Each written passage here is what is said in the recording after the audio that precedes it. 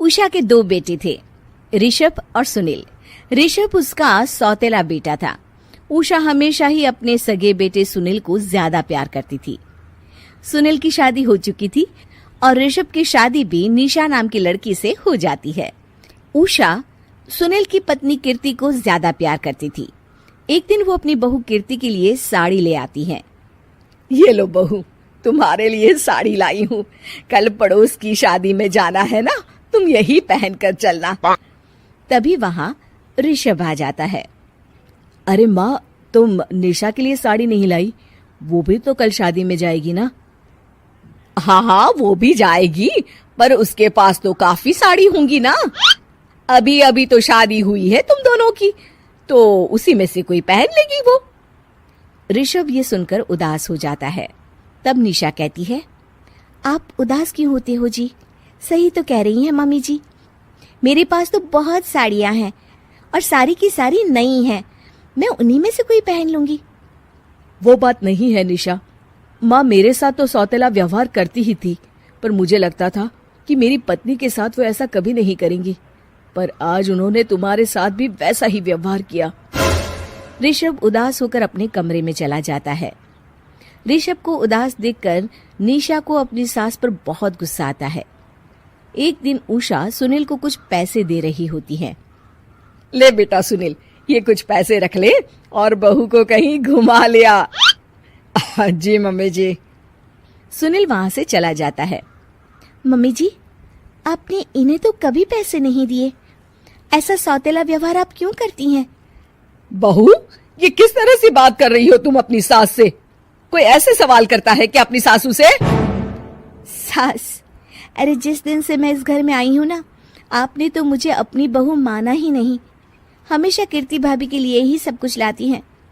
मुझे तो आज तक आपने कुछ दिया ही नहीं। क्या मैं जानती नहीं कि आप ऐसा क्यों करती हैं? देख निशा, तू अपना काम कर समझी। मेरे से बहस करने की कोई जरूरत नहीं है। तभी वहां ऋषभ आ जाता है। निशा, माँ से ऐसे बात नहीं करते। तुम जाओ अपने कमरे में। हाँ, जा रही हूँ। मुझे भी इनसे बात करने का कोई शौक नहीं है।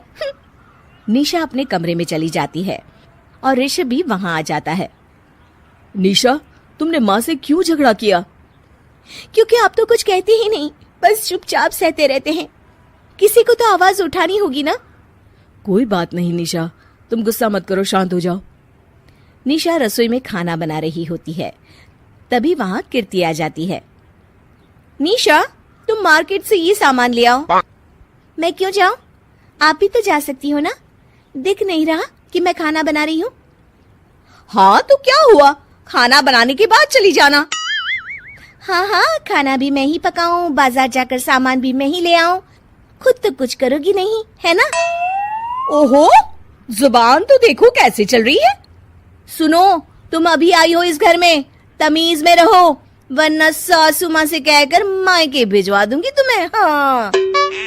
ओह, हाथ लगाकर दिखाओ मुझे, देख लूंगी। बहुत मनमानी हो गई तुम दोनों की, समझी? निशा लिस्ट कीर्ति के ऊपर फेंक देती है। कीर्ति निशा को मारने आती है तो निशा उसका हाथ मोड़ देती है। मर गई रे, छोड़ मेरा हाथ। आज के बाद मुझसे कोई बदतमीजी की तो अच्छा नहीं होगा। कीर्ति रोते हुए अपने कमरे में चली जाती है। उस निशा चुड़ैल ने मेरा हाथ मोड़ दिया। मुझे नहीं रहना इस घर में। अरे कैसी बेकार की बातें कर रही हो। अरे निकालना ही है तो ऋषभ और निशा को निकालेंगे। नहीं, मुझे अलग घर चाहिए। कान खोलकर सुन लीजिए, हम दोनों इस घर से जल्द जाएंगे। आप नए घर का इंतजाम कीजिए बस। मैं इन दोनों के साथ ज्यादा नहीं रह सकती। हाँ, वैसे मैं भी कुछ दिनों से सोच रहा था। अच्छा हुआ तुमने कह दिया, मैं माँ को भी बता देता हूँ। माँ, वो क्या करेंगी तुम्हारे साथ जाकर? मैं चाहती हूँ कि तुम और मैं, बस हम दोनों ही कहीं शिफ्ट हो जाएं, इस सब झमेले से दूर। अरे पर माँ को यहाँ छोड़कर इस तरह से जाना ठीक नहीं रहेगा कीर्ति। वैसे वो तुम्हें कितना प्यार भी तो करती हैं। नाम का ख्याल रखती है, क्योंकि तुम सगे बेटे हो ना, इसलिए। तुम अगर सौतेले होते तो मेरे साथ भी ऐसे ही सलूक करती जैसे अभी तुम्हारे सौतेले भाई और उसकी पत्नी से करती है। अरे पर फिर भी फिर भी कुछ भी नहीं। देखो, या तो हम दोनों इस घर से कहीं दूर जाएंगे या फिर मैं अपने मायके चली जाऊंगी। हाँ, बता देती हूँ। अच्छा बाबा, अच्छा ठीक है। सुनील अपनी माँ से बात करने आता है। माँ, मैं सोच रहा हूँ कि कीर्ति के साथ अलग घर में शिफ्ट हो जाऊं। अरे वाह बेटा, ये तो बहुत अच्छा सोचा है तुमने। कब शिफ्ट होना है हमें? मैं भी पैकिंग कर लेती हूँ। अब नहीं माँ, मैं और कीर्ति ही जाएंगे बस। आप तो यहीं रहो, ये पुश्तैनी घर भी है ना आपका। अरे बेटा, तू तो मेरा सगा बेटा है, तू ही मेरे साथ ऐसा कर रहा है। मुझे अपने साथ ले जा बेटा। तभी वहाँ कीर्ति आ जाती है। अरे माँ, आपको पता भी है कि किराए के घर में कितना खर्चा होता है, और अगर आपको भी लेकर गए तो और खर्चा होगा। आप तो बस यहीं रहो इसी घर में। कोई बात नहीं सुनील, तुम लोग चले जाओ। माँ यहीं रहेंगी हमारे साथ। हम माँ का ख्याल रखेंगे, तुम लोग अपनी गृहस्थी संभालो। निशा को ये देखकर बहुत खुशी होती है। वो मन ही मन सोचती है, अब आया ना ऊंट पहाड़ के नीचे। अब मम्मी जी को पता चलेगा, बड़ा सगा और सौतेला करती रहती थी। सगा बेटा तो जा रहा है छोड़कर, अब आएगी इन्हें अकल, और नहीं आई तो मैं अल्लाह कर रहूंगी। निशा अपनी सास को उषा का सगा बेटा सुनील और बहू कीर्ति उन्हें उनके सौतेले बेटे के साथ छोड़कर जा रहे होते हैं। बेटा, तेरी जब कमाई बढ़ जाएगी, कम से कम तब तो मुझे तू लेने आ जाना। हाँ हाँ माँ, क्यों नहीं। चलो भी, अब कितना लेट कर दिया है, टैक्सी इंतजार कर रही है बाहर। हाँ हाँ चलो। सुनील और कीर्ति चले जाते हैं और उषा उन्हें जाता हुआ देख उदास हो जाती है। तभी वहां निशा आ जाती है। अपनी सास को उदास देख निशा उनके पास जाती है। क्या हुआ मम्मी जी, आप तो बहुत सगा बेटा करती थी।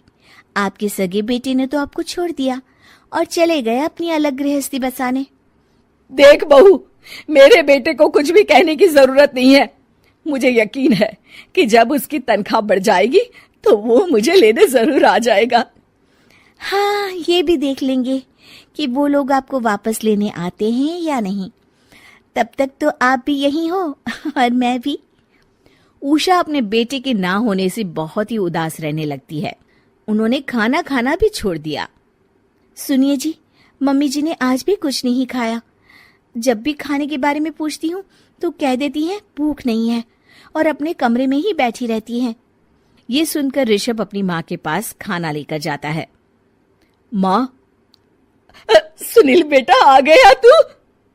ओह, तू है। माँ, मैं खाना लाया हूँ, खा लीजिए प्लीज। आप ऐसे भूखी रहेंगी तो बीमार पड़ जाएंगी। मुझे भूख नहीं है, ले जा तू खाना। ठीक है, फिर जब तक आप नहीं खाएंगी मैं भी नहीं जाने वाला यहाँ से। अरे तू क्यों जिद करता है? कहा ना मुझे भूख नहीं है। अरे मम्मी जी, आप खा भी लीजिए ना, ये कितने प्यार से आपको खिला रहे हैं, उसकी तो कदर कर लीजिए कम से कम। अरे तू क्यों बीच में हमेशा अपनी टांग अड़ाती है? ठीक है, लाओ दे दो। कम से कम खाने के बाद तुम दोनों तो इस कमरे से जाओगे। उषा खाना खा लेती है और ऋषभ और निशा ये देखकर खुश हो जाते हैं। चलो, कम से कम माँ ने खाना तो खा लिया। उषा एक दिन सुनील को फोन मिलाती है। हेलो बेटा सुनील, तू घर मिलने आ जाना बहू को लेकर। कितने दिन हो गए, बहुत मन कर रहा है मेरा। हाँ हाँ ठीक है माँ, ऑफिस में बहुत काम है, टाइम मिला तो आ जाऊंगा। सुनील फोन काट देता है। हेलो सुनील बेटा। सुनील की बात सुनकर उषा उदास हो जाती है। तभी वहां ऋषभ आ जाता है। माँ, ये देखो, मैं जलेबी लाया हूँ तुम्हारे लिए, तुम्हें बहुत पसंद है ना? उषा जलेबी देखकर बहुत खुश हो जाती है। अरे वाह, जलेबी ला दे। उषा जलेबियां खा रही होती है और ऋषभ अपने कमरे में चला जाता है। देखा मम्मी जी, आपका ये कितना ख्याल रखते हैं, और प्यार सगे और सौतेले से नहीं आका जा सकता। आपको उदास देखकर ये आपके लिए तुरंत जलेबी ले आए, यही तो प्यार होता है। ये कहकर निशा वहां से चली जाती है और उषा सोचने लगती है, शायद तू ठीक कह रही है बहू। उषा देखती है कि ऋषभ उसका बहुत ख्याल रखता है और उसे उसकी गलती का एहसास होने लगता है। एक दिन सुनील और कीर्ति घर पर आते हैं। उषा उन्हें देखकर खुश हो जाती है। और माँ कैसी हो? अरे बहुत अच्छी हूँ। ऋषभ और बहू मेरा बहुत ख्याल रखते हैं। वैसे मुझे नहीं लगा था कि तू आएगा बहू के साथ। क्यों, ऐसा क्यों लगा आपको माँ? बेटा, फोन पर तूने कहा था कि तुझे बहुत काम है। हाँ माँ, पर मुझे ये भी तो पता था ना कि मेरी माँ इंतजार कर रही होगी मेरा। ना बेटा ना, मैं तो इंतजार नहीं कर रही थी। मैंने तो उम्मीद ही छोड़ दी थी। सुनील को यह देखकर अजीब लग रहा होता है कि उसकी माँ ऋषभ से अब बहुत अच्छे से बात कर रही होती है और उसके आने की उनको कोई खास खुशी भी नहीं होती है। अपनी माँ का ध्यान न पाकर उसे थोड़ी सी जलन महसूस होती है। माँ ये देखो मैं क्या लाया हूँ, साड़ी तुम्हारे लिए। हाँ बेटा, अच्छी है साड़ी तो। अच्छी है तो फिर आप आज इसे पहनो और फिर कहीं घूमने चले जाते हैं। बेटा, ऋषभ ने भी मुझे साड़ी दी थी। आज तो मैं वही पहनूंगी। तेरी दी हुई साड़ी फिर कभी पहन लूंगी। सुनील को अब बहुत ही ज्यादा जलन हो रही होती है। उसे समझ नहीं आता कि अपनी माँ का ध्यान फिर से कैसे वो अपनी तरफ खींचे। रात हो जाती है और उनके जाने का वक्त आ जाता है। माँ चलो अपना सामान बांधो और हमारे साथ चलो। कीर्ति ये सुनकर चौंक जाती है। ये क्या कह रहे हैं आप? हम सासू माँ को लेने थोड़ी ना आए थे। अरे तुम चुप हो जाओ। माँ चलो जाओ, अपना सामान बांध लो। आप मेरे साथ आ रही हो, मैंने कह दिया तो कह दिया। अरे पर बेटा, तेरी तो तनख्वाह कम है। मैं तुझ पर बोझ नहीं बनना चाहती। अरे मुझ पर बोझ नहीं हो माँ, बस आप चलो ना, मैं लेकर ही जाऊंगा आपको। नहीं बेटा, अब मैं नहीं आना चाहती। मैं तो अब ऋषभ और बहू के साथ ही रहूंगी। ये सुनकर ऋषभ चौंक जाता है। ये क्या कह रही हो माँ? हाँ बेटा, मैं कहीं नहीं जाने वाली अब। माँ, अब सच में नहीं जा रही? नहीं बेटा, मैं तो तेरे पास ही रहूंगी अब।